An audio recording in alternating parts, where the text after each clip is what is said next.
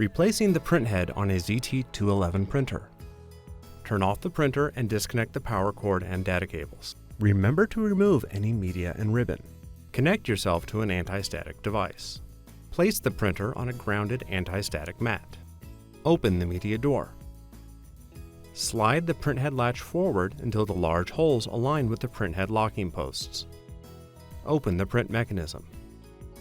Pull the printhead from the print mechanism. Disconnect the power and data cable. Remove the printhead. Connect the new printhead to the power and data cable.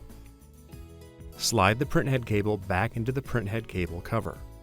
Install the printhead into the print mechanism. Lower the print mechanism onto the printhead. Lower the toggle. To lock the printhead into place, press down on the print mechanism and slide the printhead latch toward the back of the printer. Open the printhead.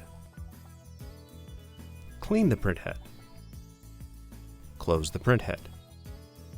Close the media door. Reconnect AC power and all data cables. Turn on the printer.